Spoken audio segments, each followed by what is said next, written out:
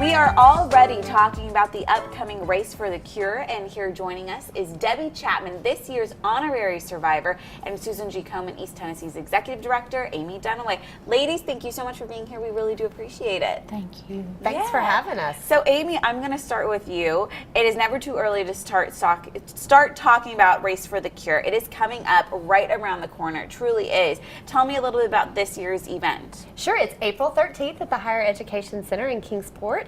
We're just excited. It's going to be a wonderful morning of festivities. And this year's something new. Everyone that registers for the race is going to be able to get breakfast after the event, sit back and enjoy the stage entertainment, and have some yummy breakfast. Wonderful. And of course, with the race, you all choose a honorary survivor. Tell me a little bit about Debbie and why you chose her. And we'll hear from Debbie and her story a little bit too.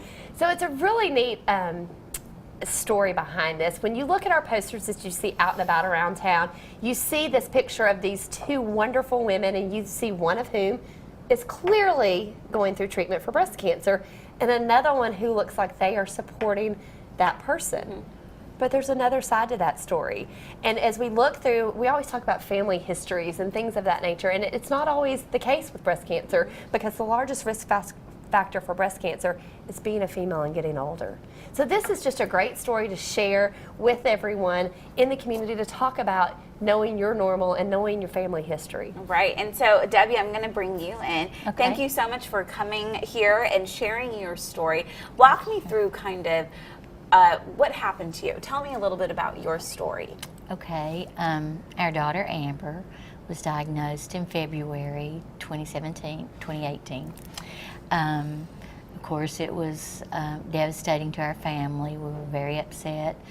The babies were 5 months old, so us grandparents were around a lot babysitting, mm-hmm. and to help take care of Amber. And your daughter Amber has 2 twin boys, yes, right? Yes. Wow, 5 months old. 5 months old.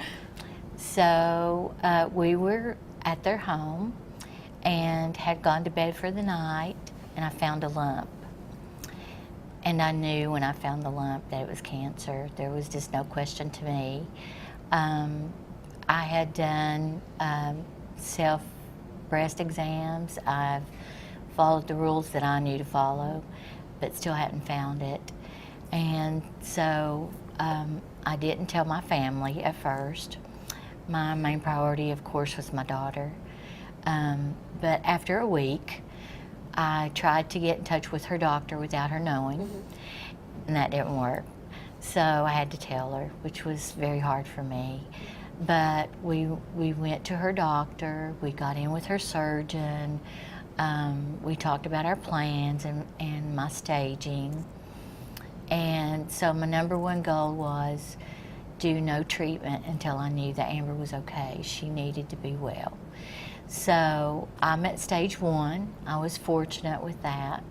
They had suggested I have a lumpectomy, and we were going to wait until Amber finished her treatments in July. So they found out that I was estrogen positive, and they put me on an estrogen blocker, which worked great. But in May, I ended up having 2 strokes. So with the strokes, I was not able to have surgery until November. Mm-hmm. So forward up to November, I had surgery. I'm currently in radiation, and I have 6 more days left, and I'll be finished. Yay! But I feel very blessed. Right. Well, we are just so grateful for you to not only be sitting here at this table, but to be sharing your story with us. It is such, like you said, an important message. And I think, mm-hmm. a lot of viewers also want to know how your daughter is doing, mm-hmm. as well. How is Amber doing? Amber's doing great. Mm-hmm. She has finished her chemo and radiation. She is on a trial run from MD Anderson. Mm-hmm. And she is a full-time mom to 17-month-old boys now. Who I'm sure are giving her a run for her money. Right. Talk about just that age in general for a little kid, but now 2 of them, she definitely yes. has her hands full. And yes. now tell me a little bit about the relationship between you and your daughter and, of course, Susan G. Komen of East Tennessee. Yes. Amber I think it was at her surgeon had introduced her to Katie, and Katie works for Susan Komen.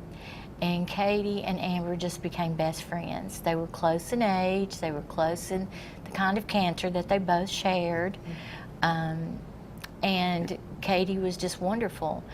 And of course, as a mom, I wanted to do anything I could to help Amber.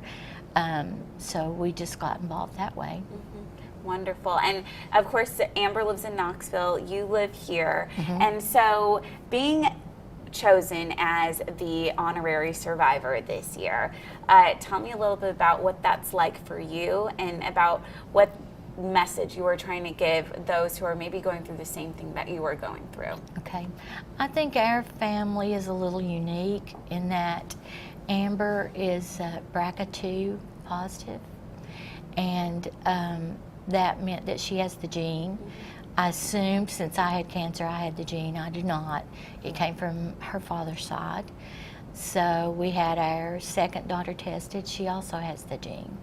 So we've learned so much through Susan Komen, through everything of what do you do if you have the gene and how you can prevent the cancer. You can still work on preventing the cancer with the gene. So that's what we're doing with our daughter Ashley.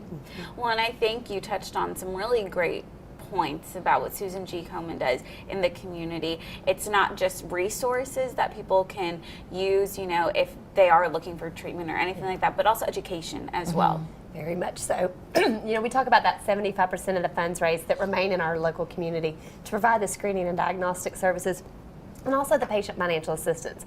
But it's more than that. You know, the education that we're able to provide out in the community or when someone is diagnosed or to the family of someone who is diagnosed, we also are a resource in that way as well. Yeah, wonderful. And that's just one of the many things you will be talking about and celebrating at this year's Race for the Cure happening April 13th.